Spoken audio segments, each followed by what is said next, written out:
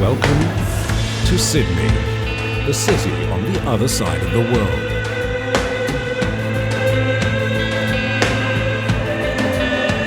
Its houses and streets, its skyscrapers and business district are surrounded, east to west and from north to south, by the Pacific Ocean. The modern comfort of a large city mixes with fresh air and the sea spray from nature at its most flamboyant.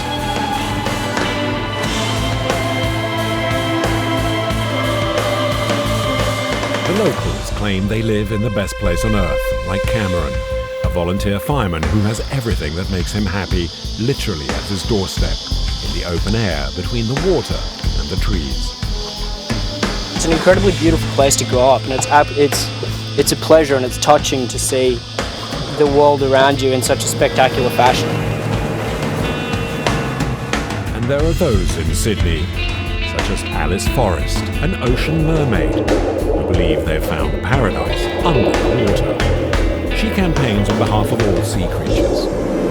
Here in Sydney, I hope that we start protecting our oceans a little better.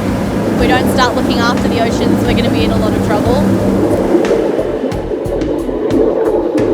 And there are those like Andy Cross, a lifeguard, who know all about the dangers of the open air in the city and who teach how to overcome them.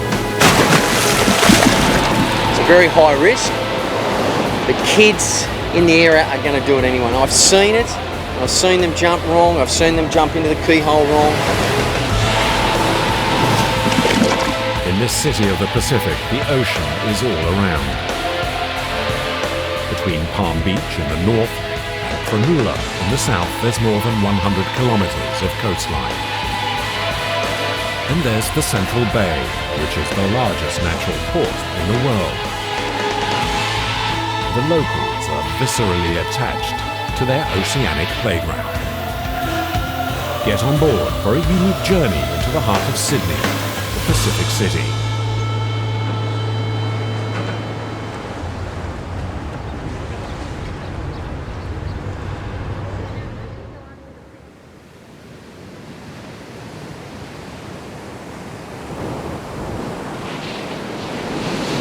To the north of Sydney at Narrabeen, just one of the city's 120 beaches, Andy Cross is enjoying a quiet moment. This family man, a plumber by trade, is a volunteer lifeguard. He's travelled the world, but his favourite place is this stretch of beach as the sun is about to rise. Today is his turn to be on duty. Well, what we'll do is we normally jump in the water and paddle around and just have a good look firsthand, being on patrol with our patrol captain. So we just jump in the water, have a paddle, and just feel how strong the rips are at the moment.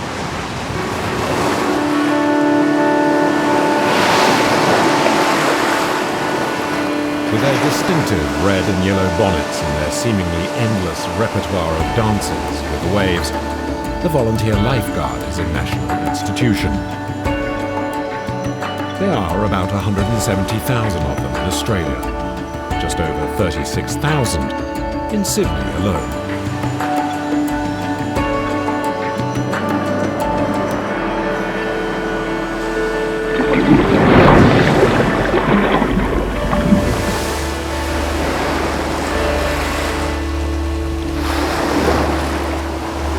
The water's 22 degrees, blue sky, there'll be lots of people down here.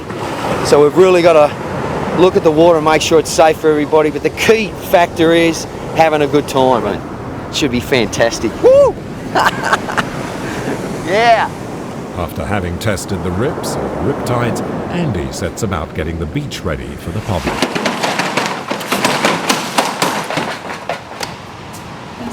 Swim between the flags. Dangerous current. We're going to need to load up a rescue board and set it up on a area way up the beach. Yeah. About 1 kilometre up the beach.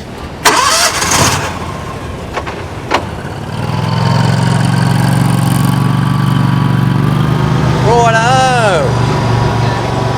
And the day begins.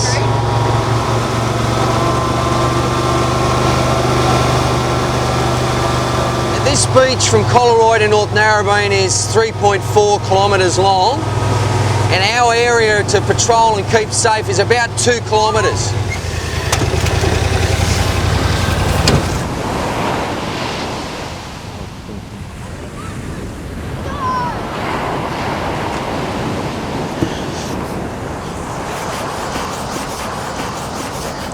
This is a board stand. This is just to hold the board up in a good position so that if we've got to do the bolt, if we've got to run down, someone's drowning, we've got to run down, grab the board, away we go. Yeah? Andy knows exactly where to mark where the most dangerous currents are, having already been out in the water.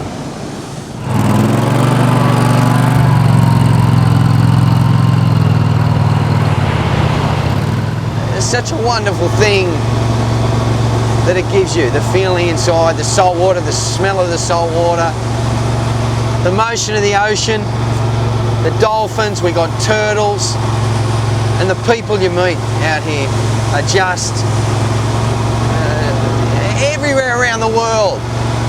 You get close to the ocean, you got all the surfers, you got all the girls in the bikinis. So what's not to like? It's paradise.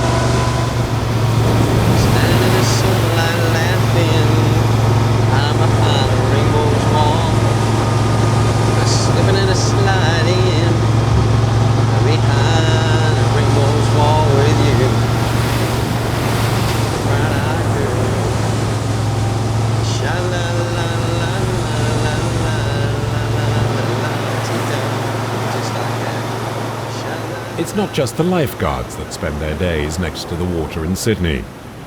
A workday often begins with a little sport and exercise in the open air. The locals make the most of the ocean and nature as often as they can, and will never tire of telling you they enjoy the best quality of life in the world. Something Alice won't argue with. She works for an environmental protection society.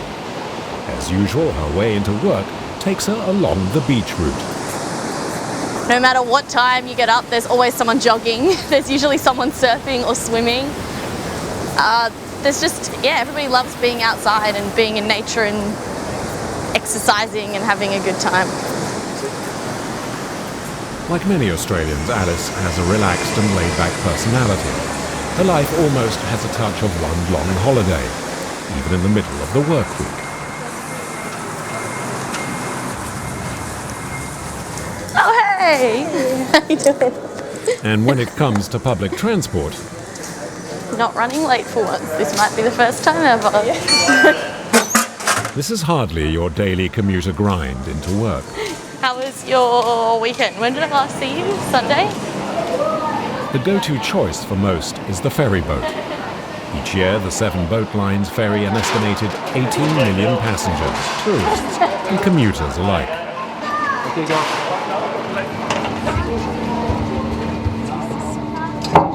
That was the best thing I've seen. I was on that side and there was a penguin when we got like halfway across, just swimming along next to the ferry. This is our public transport going to work, much nicer than the train or the bus. So when I'm working in the city, this is how I get to work, on the ferry. This one takes about half an hour, so if I'm running really late, I'll get the fast ferry, which is only 15 minutes from Manly to the city, but not as nice. This one's nice and relaxing. Just the best way to start the day, I think. Makes you feel like you live on an island. Most of the ferries head to the centre of the city. They stop between the Harbour Bridge and the Opera House. Last year, did you go to that? I think I get used to this, so the Opera House and the Sydney Harbour Bridge to me are not as exciting. I prefer the bit going between the heads where you get the waves and sometimes the dolphins, but this is still pretty amazing. Pretty lucky.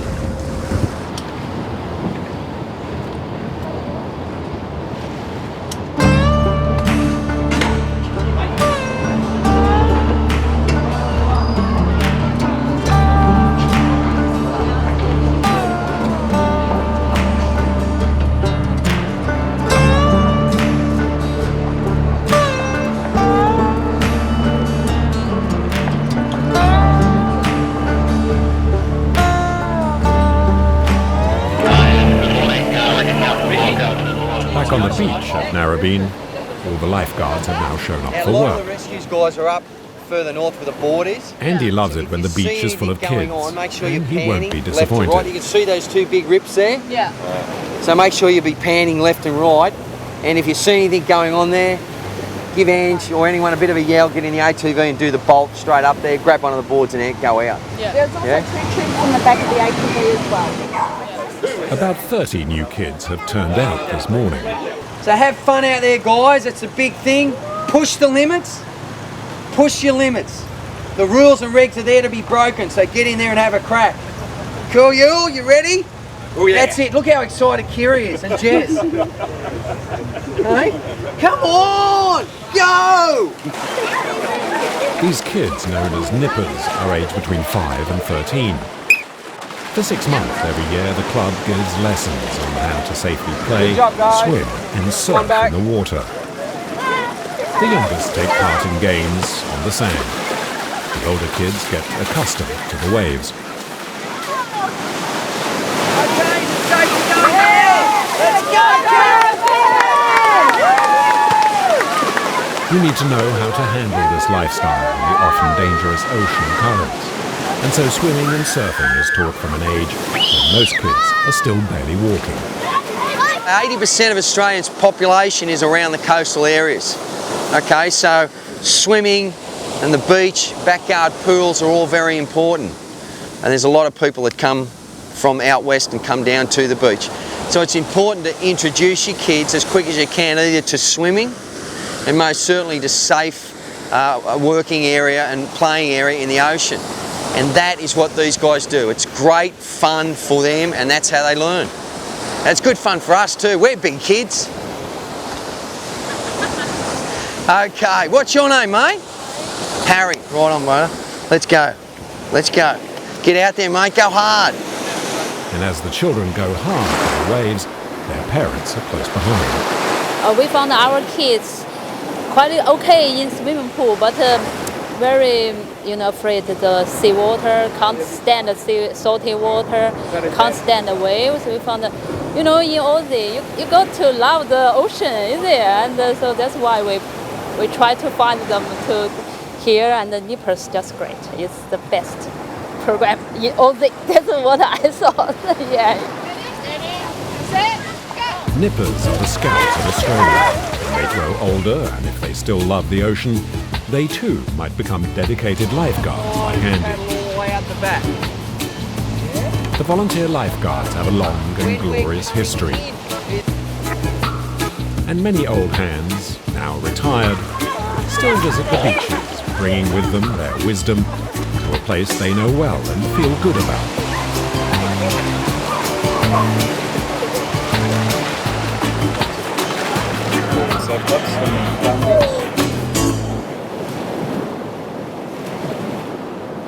Sydney has even more to offer than its beaches, cliffs, and ocean. Out near the suburbs, there are several natural parks.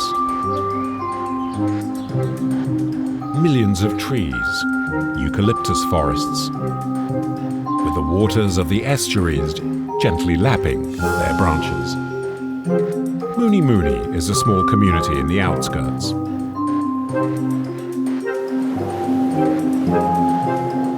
It's surrounded by nature and water.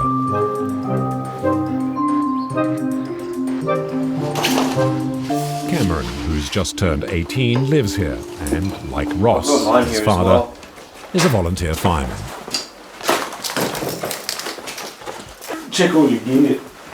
Have you got all the stuff packed? Yeah, I checked it all last night. Goggles, gloves. Yeah, all done.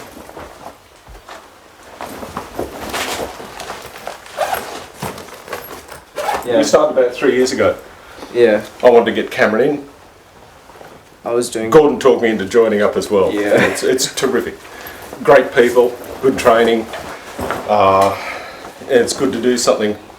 I enjoy working with Dad, and it gives us a chance. Like the fire brigade ends up being quite a close knit group. The people at work there often do become good friends in that. And working with Dad's definitely definitely been an interesting aspect because we do work well together as a team.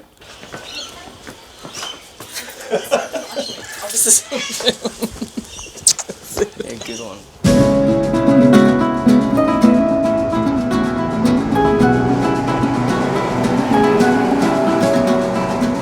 While this profusion of nature helps give Sydney its fabulous standard of living, it is also very fragile. During the dry season, the greenery that acts as the city's lungs often chokes on the smoke from devastating forest fires. Each year, from May to November, the firemen take advantage of the southern winter and rains to create firewalls in the forests. We've just lit the drip torch, so we're ready to start lighting up. The forest is so dense here, the firemen don't bother with clearing the brush. Instead, they themselves set the fires to clear out buffer zones.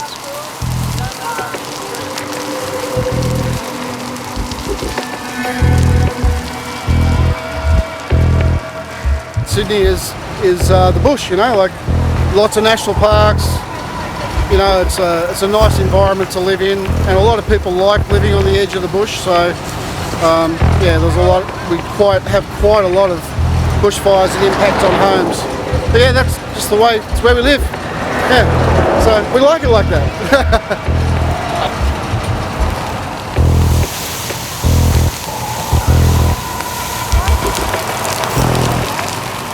Despite the smiles, the foremen are wary. The fire spreads rapidly and they have to keep it under control at all times. Wind is the principal enemy now. If it changes direction, it could start real forest fires on the other side of the road. It could soon get out of hand. Group 1 from Somersby IC over. Just a tree in there that keeps capturing fire from the heat. It's a little bit big and we don't want it falling towards the road. So just getting some water on it so it cools it down, gets the flame out of it, so it stops it climbing up a bit. It means that we don't have the hazard of the tree falling back towards us or possibly onto the road.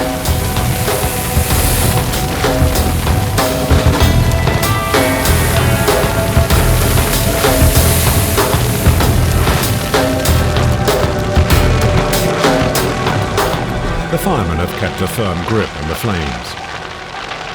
In 2013, however, fires destroyed more than 100,000 hectares of forests around Sydney, an area 10 times the size of Paris. For several days, the fires came dangerously close, giving the very centre of the city an almost apocalyptic quality. When he's not fighting fires, Cameron passes a lot of his time on the water. The wild-looking mangroves are less than 200 metres from where he lives. He's a true child of the estuary and has had boats since the age of 8.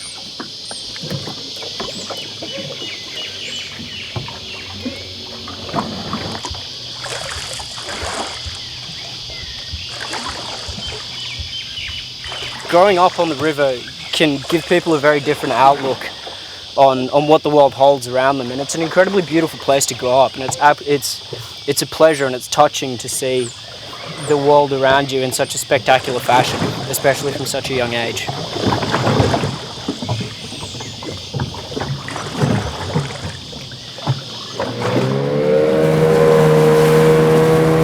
Navigating the estuary like a latter-day Tom Sawyer of his beloved Mississippi, Cameron appears to be hundreds of kilometres from the nearest city. In fact, this is all part of Sydney.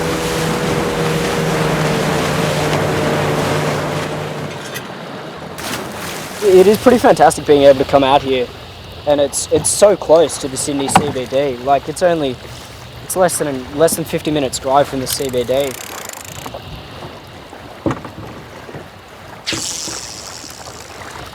Sydney is an excellent base for Australia. Sydney is a beautiful place where people can go and they can get a huge dose of what Australia can be like. And they can get that atmosphere of the city and Sydney of an evening, which is absolutely incredible. And then the next day you can wake up 7 o'clock in the morning, 8 o'clock in the morning, jump in the car by 9 o'clock. You're here and you can hire a boat, go out for the whole day if you want, go fishing for the whole day.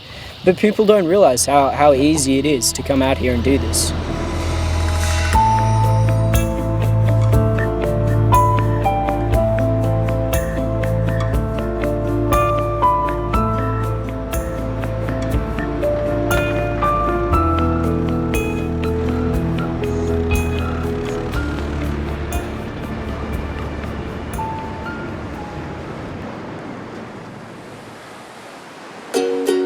In this Pacific city, there's always something going on by the ocean.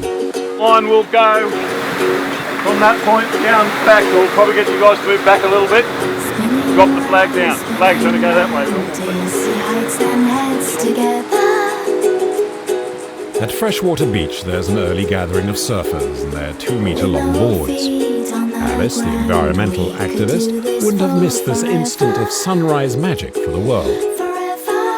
She's not really a surfer, but Alice is a regular at meetings that bring together people who love the ocean.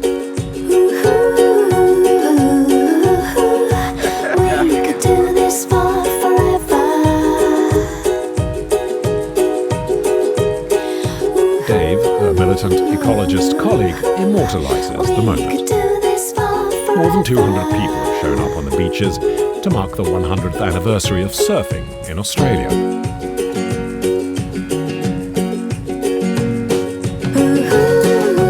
100 years earlier, a man known as the Duke from Hawaii caused a sensation here by riding the waves on a 48-kilo board in front of an astonished crowd. It was the first time Australians had seen someone walking on water.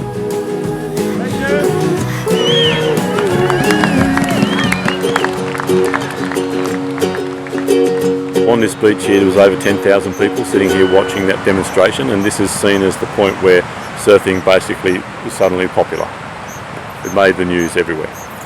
So part of the reason for the whole event was to get this is the shot that will sort of define Duke's Day, and so this came out of sort of my idea. We were sitting in a pub drinking beer and eating pizza and decided, come on, it might be on the 100th anniversary we want 100 boards along the beach, and that would look really good.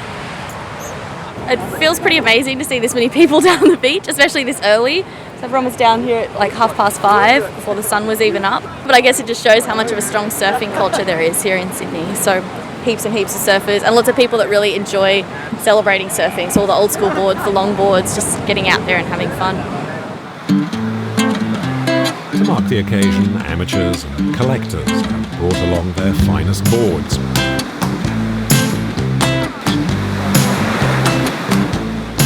It's all pure nostalgia.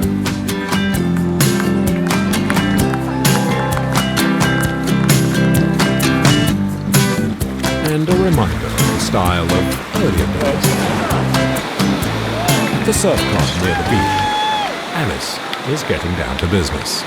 It's based here in Sydney, and we're doing a campaign at the moment to protect our marine sanctuaries. So obviously that's not enough protection. So what we're doing is trying to get, these are going off to local politicians. So basically trying to tell the politicians that we care and tell them that we need more protection for our marine life.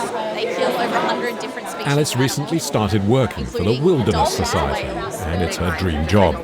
She's paid to defend the oceans and to persuade the public to support the cause. I think it's easy at things like this because you get people that care about the ocean. So everyone at the surfing festival obviously loves the ocean. I think that's easier to make that transition from loving the environment to wanting to save it. I think it gets harder when you're going like into the city and you have people who, you know, are very enclosed. They have their apartments and their office and they don't get out into nature. I think that's a lot harder. But I think this kind of group is a lot easier because people already love it. The public needs constant reminding and convincing because in recent years, Australian authorities have taken steps that have threatened, not improved, the protection of the environment. In 2014, they authorised fishing in several previously protected marine sanctuaries. It's not good news, yet Alice is more determined than ever to continue the fight. She's getting ready to go diving between the industrial port and the international airport, an area just 30 minutes from her home. Her hope is to spot a species of shark that has become increasingly rare. Heading out to Magic Point, which is just on the edge of Sydney here, and we're hoping to find some grey nurse sharks. These are critically endangered sharks, so they were hunted to the point of to the brink of extinction. And then in 1984, they actually became the first protected shark species in the world. So since then, the government's been trying to look after them, but not doing a great job. So the population is still critically endangered here on the east coast of Australia. So there's not very many.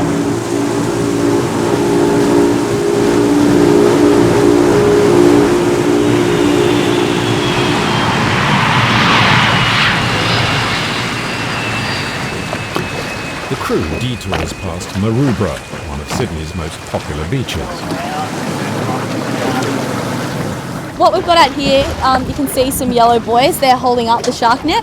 So just down from those there's a rope holding a section of net. Because unfortunately these nets do have a really high level of bycatch, so they catch everything: dolphins, turtles, dugongs. There's even been people caught in the nets and killed in the past. So it is a really outdated method, and we're going to jump in and take a look at it now.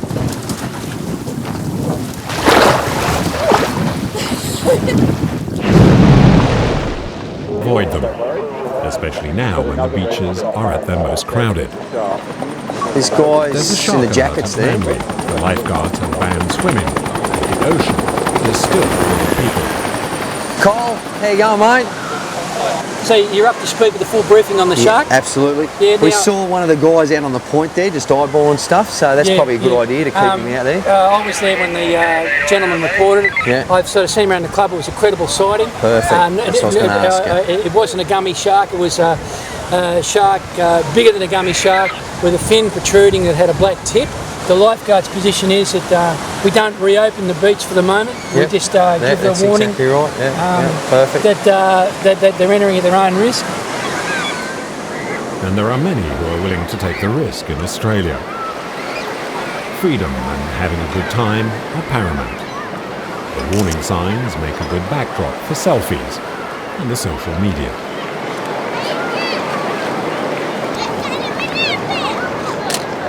What are the chances, I suppose, of being something bad happening? So, but that's Australia. We just, we're easygoing people and love nature, and we take the good with the bad. And I mean, sharks are in pretty much everywhere. So, what can you do? You know what I mean?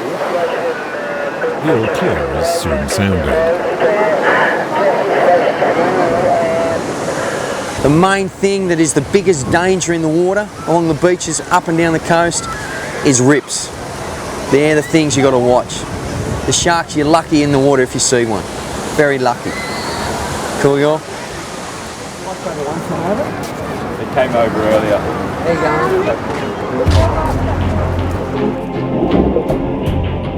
And luck is what Alice is hoping for in the waters off Maroubra. It may take time. No sign of sharks, but there's plenty to see nonetheless. First, a giant jellyfish.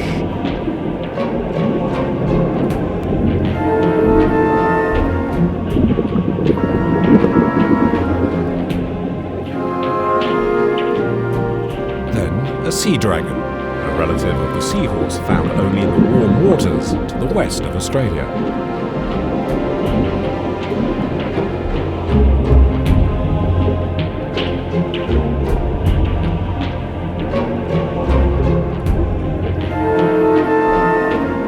The subtle movements of a squid.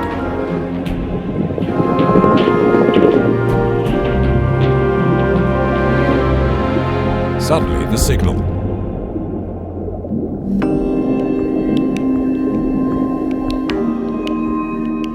About 20 grey nurse sharks are lurking in the underwater cave.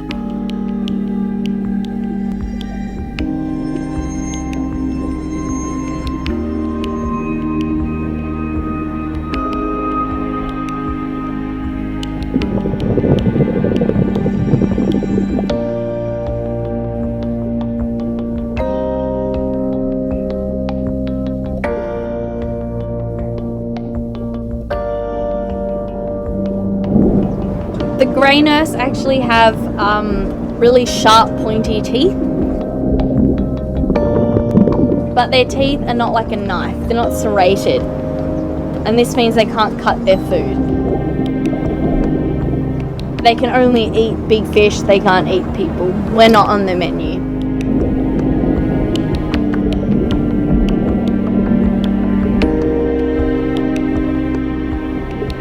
Even sharks that do have those serrated teeth that are capable of cutting aren't targeting people. Maybe sometimes they confuse a person for a seal if you're very unlucky, but it's so unlikely. It's really more of a mental thing. I think we're told by the media that it could happen, but it's very unlikely.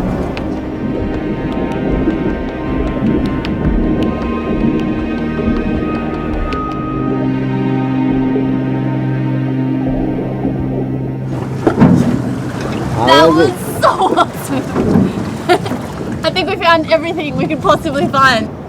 Found a weedie, found a cuddle, found the biggest wobbegong I've ever seen, the biggest Port Jackson I've ever seen. Thanks. Easiest way is do it on the deck. We're all out of the way. It also makes me really happy that I can go down there and dive and see it all, and it's pretty close to where I live, which is really lucky. I don't have to travel all the way around the world to have these amazing experiences, and then it also just motivates me to keep on fighting all the time for our ocean. So experiences like that just really reinforce why I do it and make me want to keep doing it all the time. Keep trying to protect those animals, protect their habitats, and protect those beautiful places. Diving is always magical for Alice.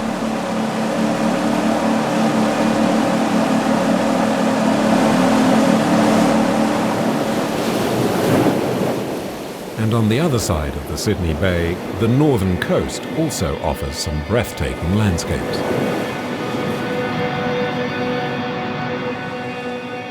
This wild area is the Sydney that Andy loves.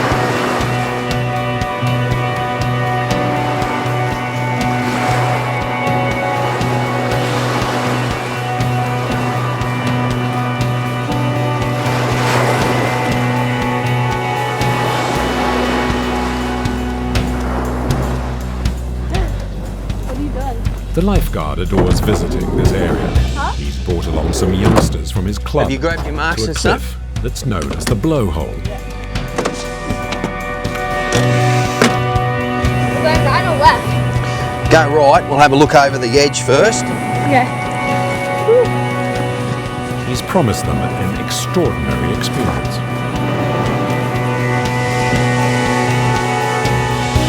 It's right there on the edge.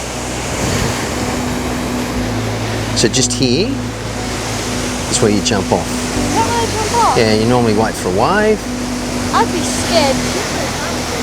and then in you go. I think it's too much for you guys to jump from here, Yeah, I'll do it. okay? But there are other rocks around the other side that you can jump in. Yeah? Okay, so you're happy to hit the ropes?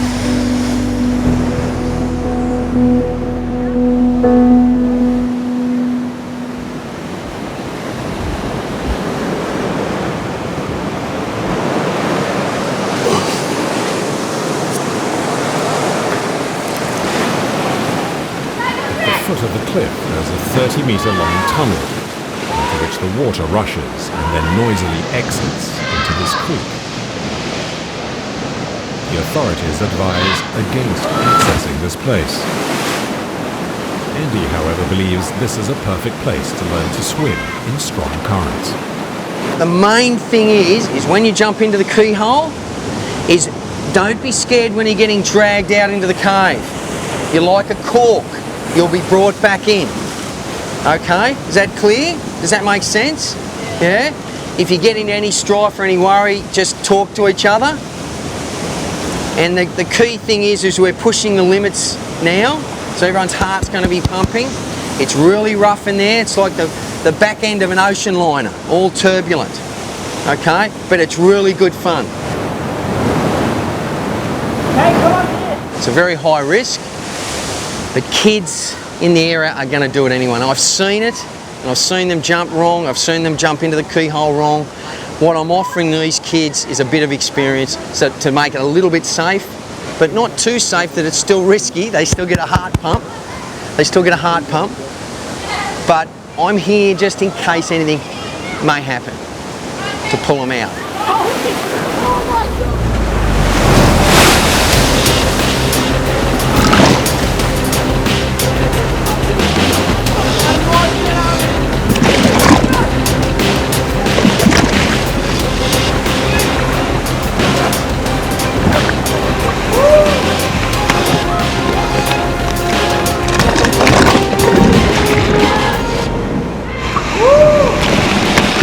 Like anything, if you tell someone not to do it, they're going to go and do it. So I've embraced that with my kids and a lot of kids around the surf club and introduced them to this area to make it safe, but still give them a really good thrill.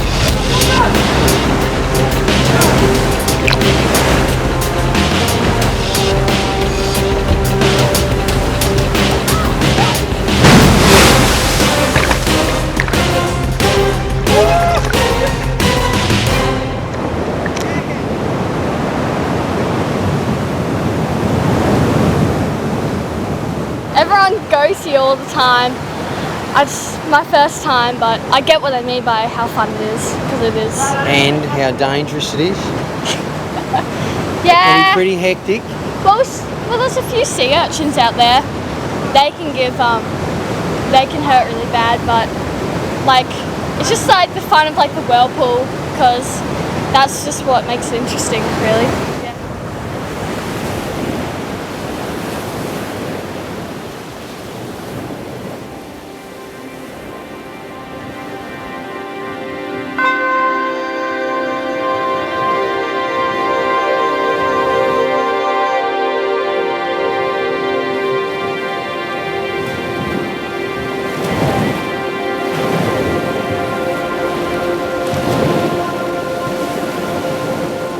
Three-quarters of the way down, you realise how far it is, and that's when you can start to fall wrong, and that's where you can come up with neck and spinal injuries.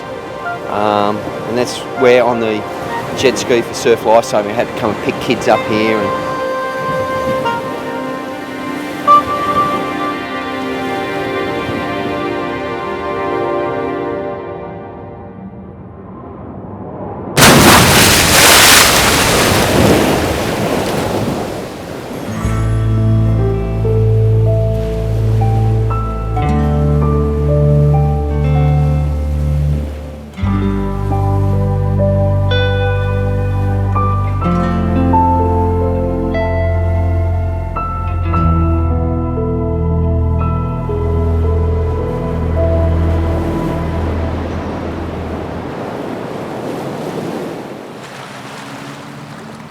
There's always plenty going on in Sydney Harbour.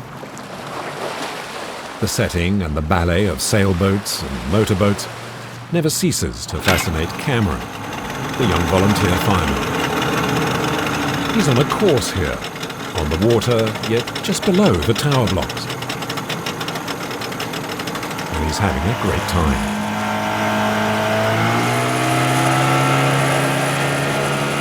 The man he's working with is Nigel, the captain and owner of two boats usually hired out to tourists. Half pitch? I'd go the Samson post, just around that. Always clockwise, always clockwise. It's fighting against the rope. Yeah. You don't want to fight the tide. Neither the sailor nor the captain would swap this for anything in the world. People want to live here. It's a beautiful part of the world to be in, and so to be able to work where people would pay money just to spend time is quite a pleasure. Everybody wants a waterfront here in this city, and unfortunately it's not for everybody. Not everybody can afford it, but we've got next best. We work here, and because we work here, we almost own the harbour.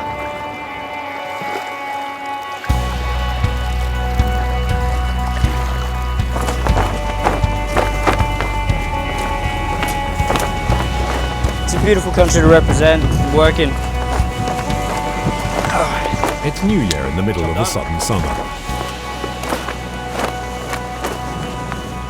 Cameron is actually working, but such is his delight to witness this that for a while he nearly forgets he's on duty. Captain Nigel has arranged for 70 visitors to get on board for a tour. They'll have front row seats for the fireworks, considered among the most spectacular in the world. All around the world, people pay millions of dollars for this night, and here they are. They camp around the foreshore. You've seen them. They come for miles from interstate and overseas to see these fireworks, the first in the world. For the first time, Cameron is allowed to steer. Just you go on the wheel. How about that? Yeah. You've just got to keep turning the wheel to make the boat react. You just watch. You keep bringing it around. This one, she's not that reactive. This boat. We've got two engines going ahead. He's a natural. It's a bit interesting doing this. So, I'm still new to this, very new to this, and interesting to do this on New Year's Eve. There's a lot of boats around.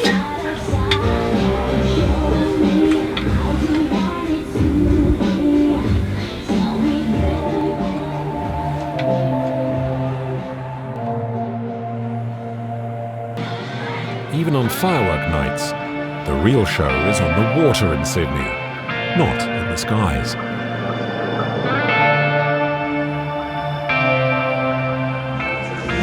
That Australian flavour to the night really, it gets me. I like it.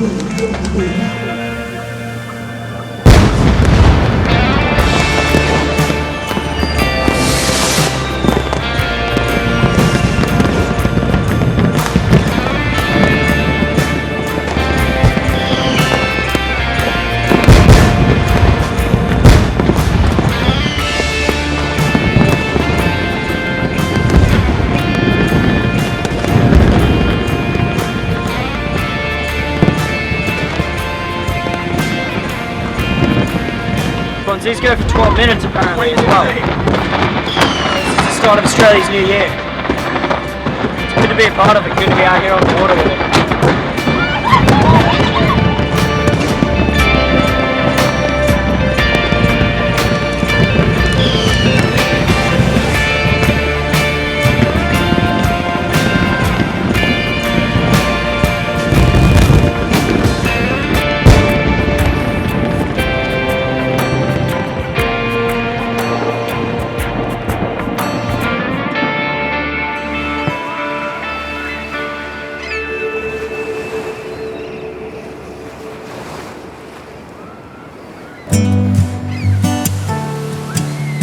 There's an unusual amount of activity in the waters off Collaroy Beach in North Sydney.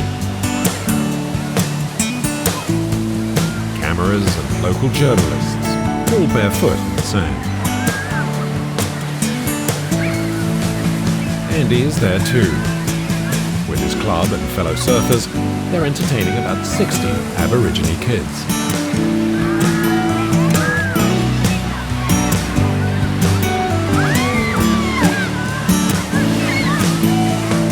Children have come from their community out in the bush. For some, it's the first time, but they've seen the ocean. So these are some of the first waves you see, are they? Yeah. And how do you like it? Yeah. You like the salt water? Why? What's so yucky about the salt water? It don't taste good. No, it doesn't taste good, though. Well, do you want to go catch a wave? Yeah. Righto, let's go, buddy.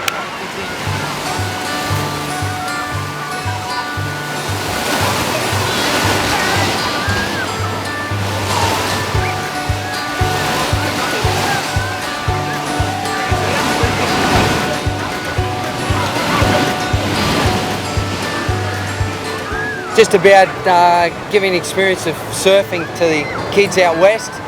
They live probably 12 hours from the coast. A lot of them haven't been to the beach before, and Manly Surf Schools kindly, Matt from Manly Surf Schools kindly come down and donated his time and all his boys to give the kids a surfing experience. And all the surfers in the area come down and help them out and make sure they've got a smile on their dial.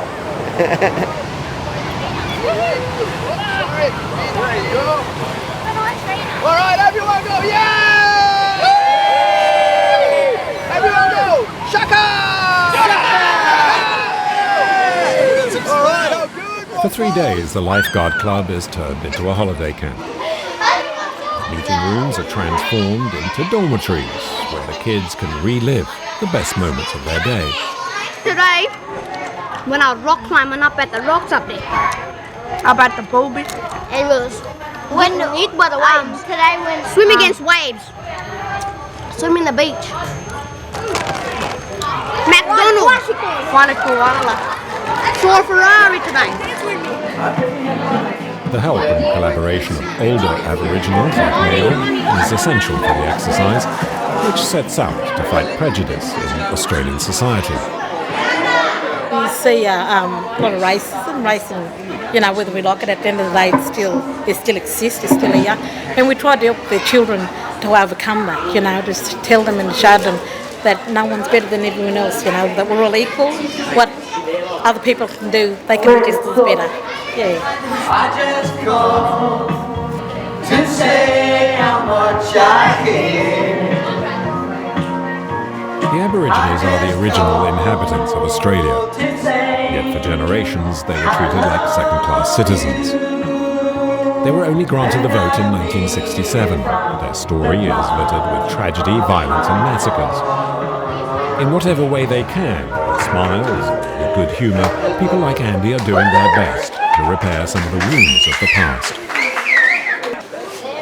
Because of what went on in the past, there were, terrible, terrible things that went on, generations ago. And it's sort of held true through the generations, and it's things like this that help reconcile the people. They see that we're not going to hurt them and be dismissive and disrespectful to them. We're very respectful of their cultural requirements and whatever they need. As they are, we expect the same respect from us. So equality's something very important, and with equality, trust and respect gets reconciliation. Yeah?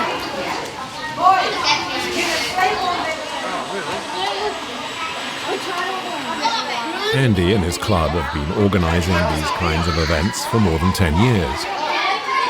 They know that the beaches and ocean at Sydney will live on in the memories and dreams of the children long after they've gone back to the bush.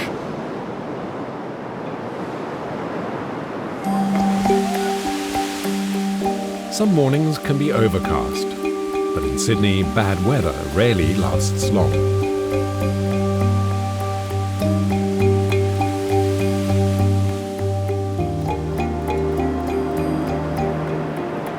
To banish the grey mood, Andy doesn't have far to go. With his musical instrument, he sets off for the clay cliffs on the far side of the beach. And if the earth had a sound, it would be it's good for your mind. It really is, to just sit here and play and enjoy the view and enjoy the red earth.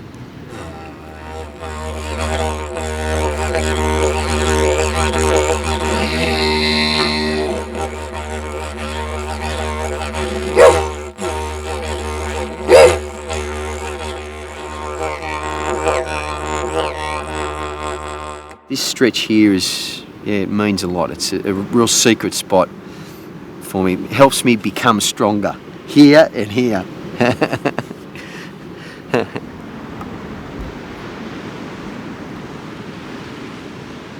I have great memories of bringing my kids here when they were very small. My dad brought me here when I was a kid, around exactly the same thing, and we had a lot of fond memories. I think of my dad too, who's been gone now since 1999, and he comes back in here.